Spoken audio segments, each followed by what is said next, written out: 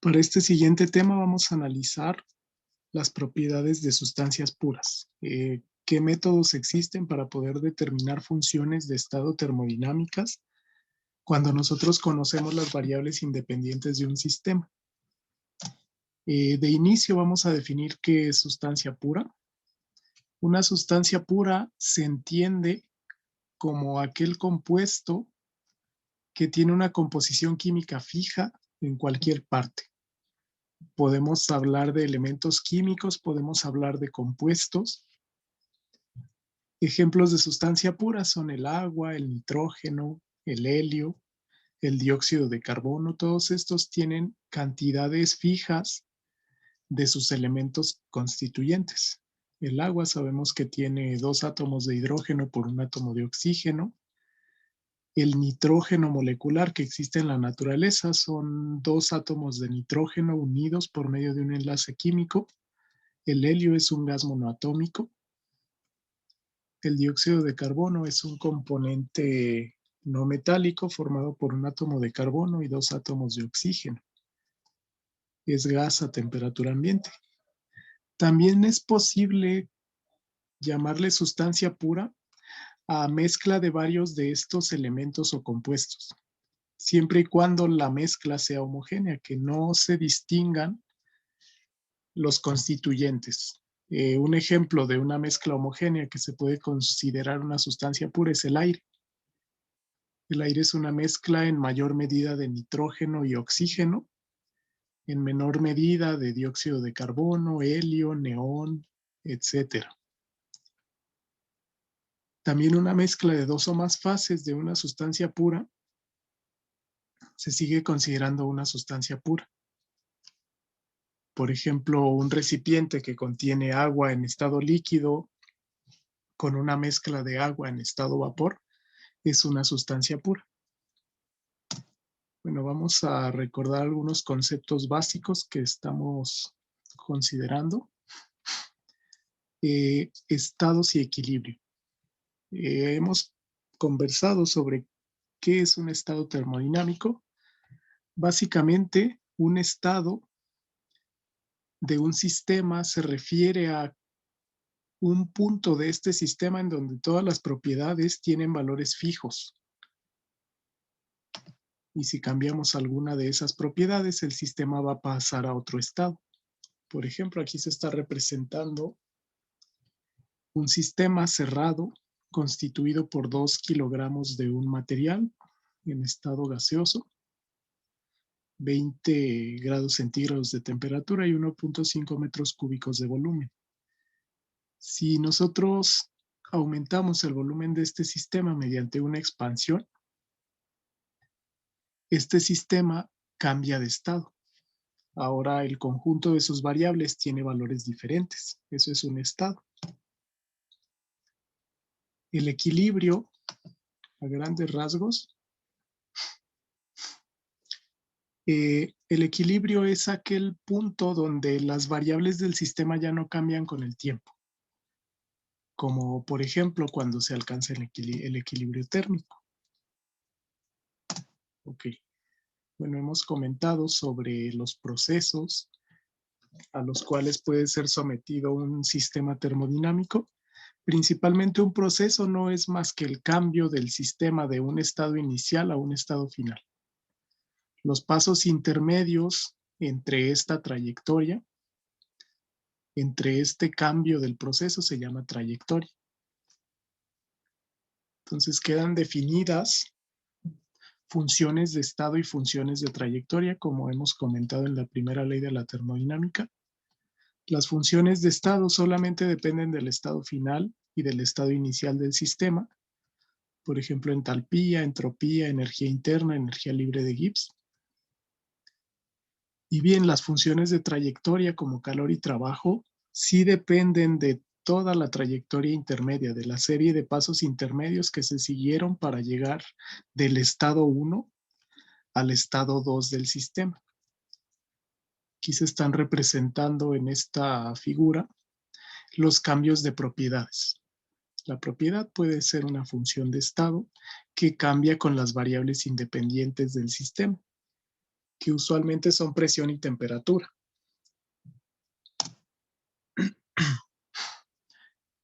Bueno, vamos a mostrar un panorama general del comportamiento de las variables independientes y las funciones de estado en un sistema termodinámico. Las variables de un sistema suelen ser presión, temperatura y volumen. De estas tres, solamente dos son independientes. Si yo fijo, por ejemplo, presión y temperatura, queda definido el volumen.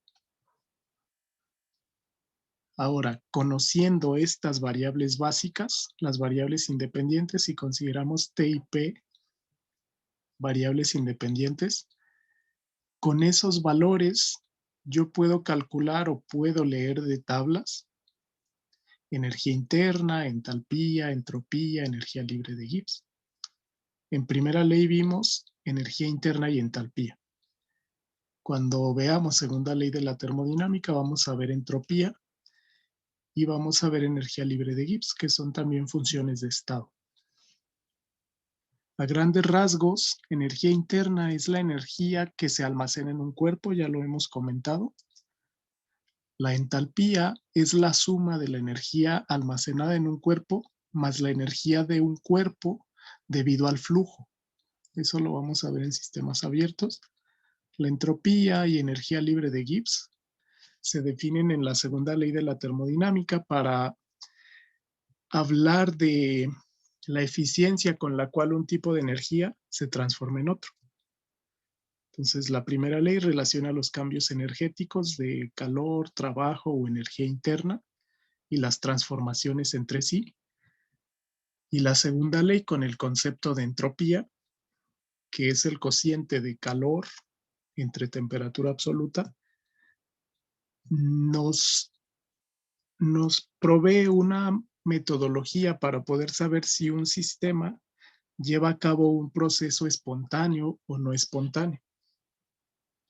La energía libre de Gibbs, en su caso, es la función de estado que trata de procesos en equilibrio.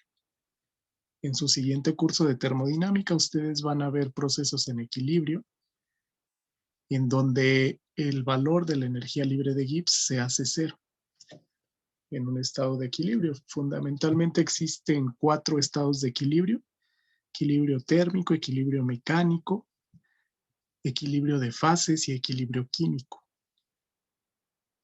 Aquí solamente se los voy a mencionar. Bueno, vamos a comenzar con algunos conceptos de sustancias puras. El primer concepto que vamos a analizar es el concepto de fase. Fase se refiere a una porción del sistema en donde se tiene una estructura constante y una composición constante. Esas son las principales restricciones para una fase. Lo voy a escribir aquí.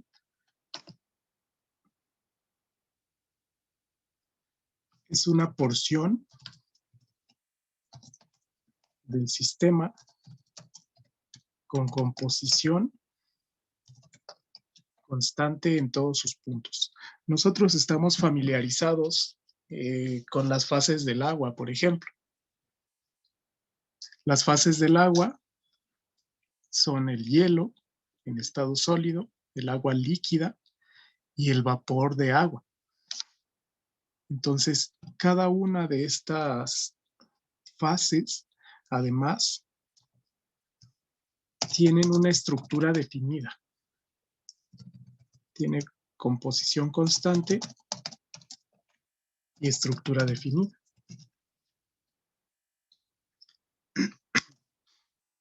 Bueno, si analizamos a detalle la estructura interna de una sustancia pura, dependiendo de la energía a la cual esté sometido, sabemos que un sólido se encuentra a temperatura menor que un líquido y un líquido se encuentra a temperatura menor que un gas. Dependiendo de la cantidad de energía que se almacena en su estructura, este material va a tener una forma definida. Por ejemplo, aquí en el inciso A se está representando la estructura ordenada de un sólido. Las moléculas poseen posiciones fijas y relativamente ordenadas. Podemos hablar de sólidos cristalinos o de sólidos amorfos. No todos los sólidos tienen una estructura definida. Vamos a discutir en unos momentos qué tipo de estructuras se pueden presentar. Si yo caliento un sólido, adiciono energía, la estructura almacena energía interna, que si ustedes recuerdan es la manifestación de la energía cinética de estas moléculas. La energía cinética de estas moléculas, además de la energía rotacional y vibracional. Entonces, si aumentamos la temperatura de un sólido, estas moléculas se mueven con mayor frecuencia, existen mayores vibraciones, hasta que eventualmente es mayor la energía de las moléculas que la energía del enlace, y estas moléculas se mueven de sus posiciones, ya no retienen posiciones fijas y se transforman en un líquido. Sabemos que el líquido y los gases no tienen forma fija, sino que toman la forma del recipiente que los contiene. Y bueno, si seguimos calentando un líquido, las fuerzas de cohesión del líquido eventualmente van a ser menores que las fuerzas de vibración o la energía cinética de las moléculas, y estas moléculas van a escapar de la fase líquida hacia la fase gaseosa. Actualmente se ha definido un cuarto estado de la materia, que es el estado plasma. Si un gas se somete a una temperatura más alta, este gas se ioniza, convirtiéndose en un plasma. El ejemplo típico es el fuego. El fuego es un gas en constante combustión en forma de plasma. Es un gas ionizado. Bueno, continuando con esta línea,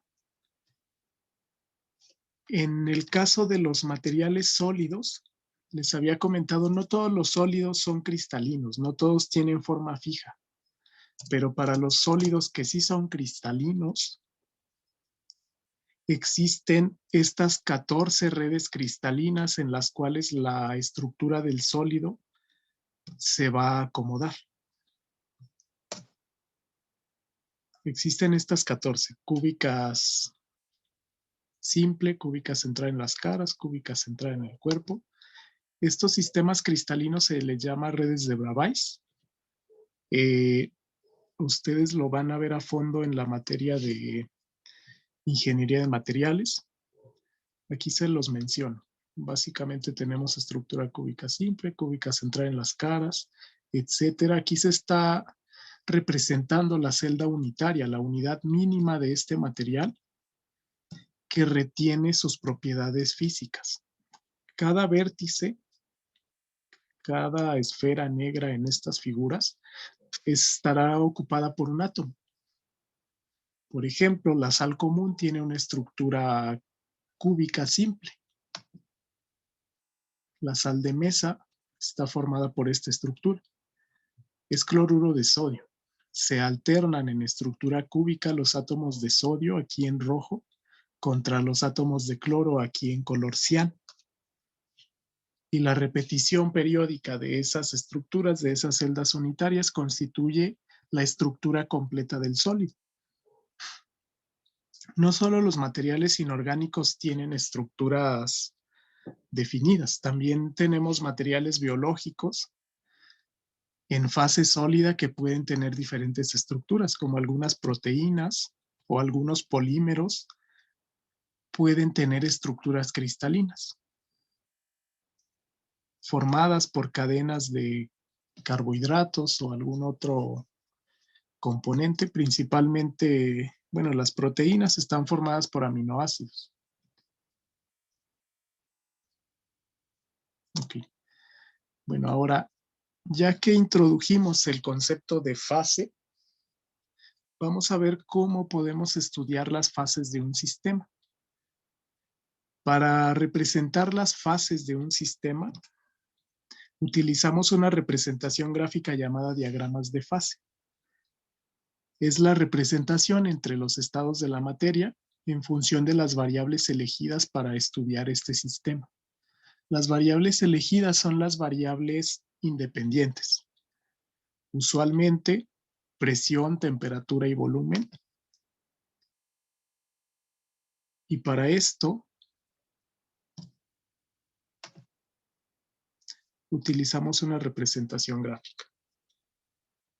Ok, aquí yo tengo un gráfico en 3 dimensiones que representa las fases de un material a diferentes condiciones. Cada eje es una variable independiente. Este eje es presión, este otro es volumen y este otro es temperatura. Entonces, si yo tengo un valor de presión, por ejemplo, a presiones bajas y volúmenes bajos y temperaturas bajas, usualmente yo tengo una fase sólida. Todas estas áreas o volúmenes en este diagrama 3D representan una fase del sistema. Acá tengo, por ejemplo, fase gas, todas las propiedades del gas que caen en esta zona estarán en esa fase.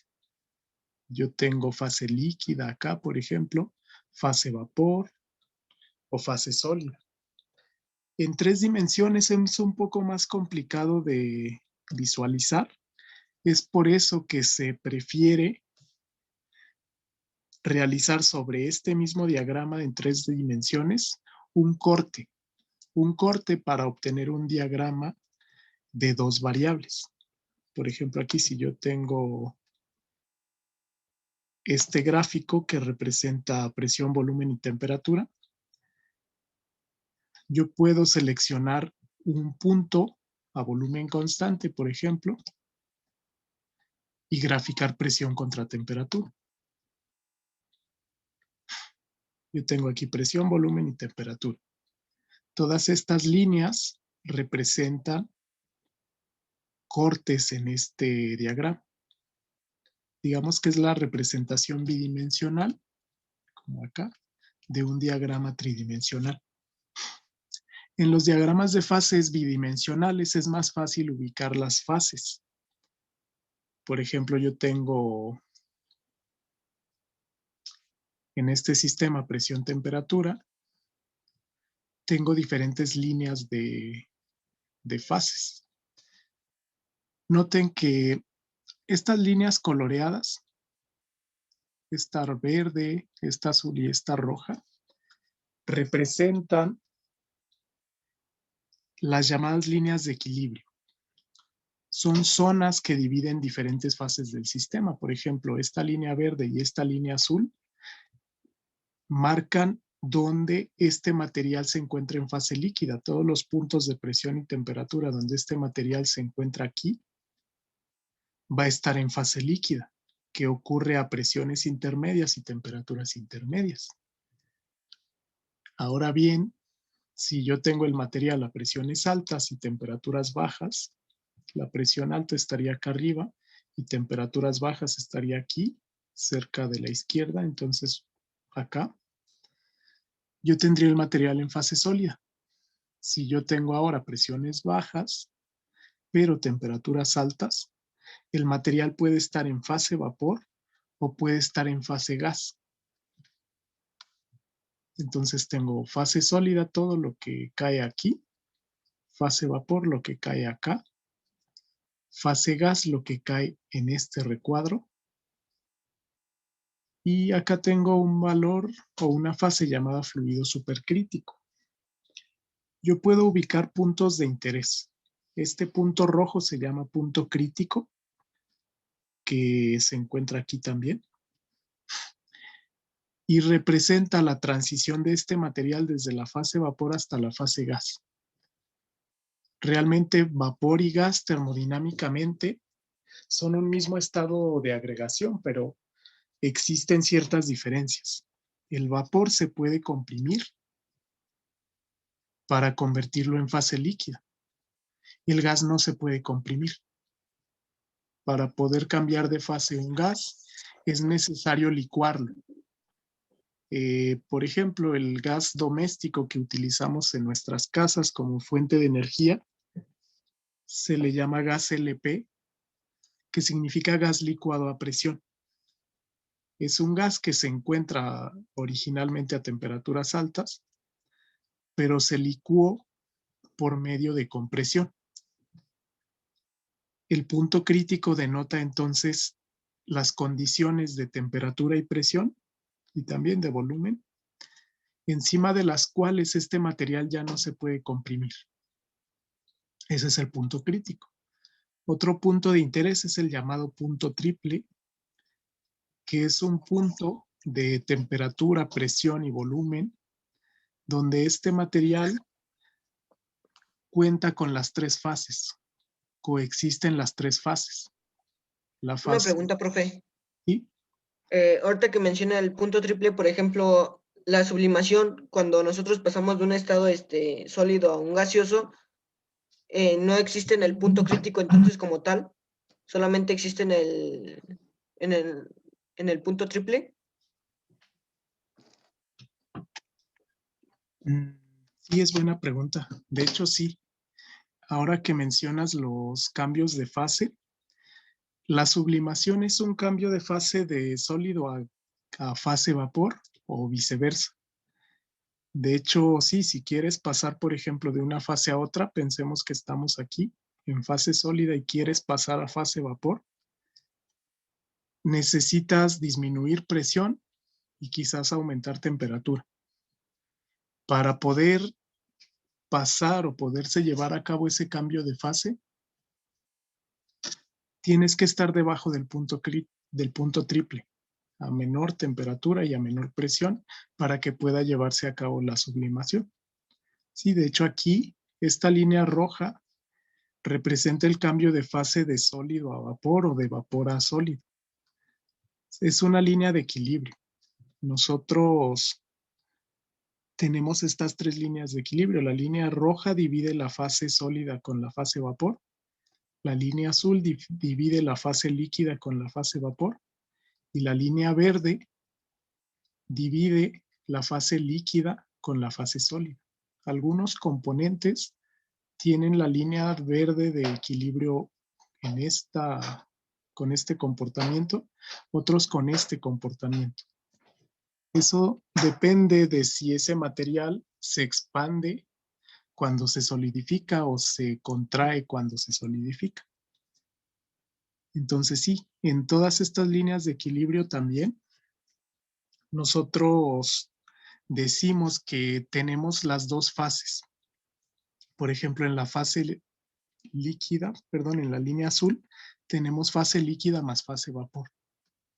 En la línea roja, todos los puntos de temperatura y presión que caen en esta línea, decimos que son formados por fase sólida y fase vapor. Coexisten las fases. Y todos los puntos en la línea verde van a tener fase sólida más fase líquida en coexistencia. Entonces, mediante el estudio de estos diagramas de fase, vamos a poder predecir las fases presentes en los materiales y la vamos a poder usar para determinar propiedades y explicar el comportamiento en procesos de cambio de fase.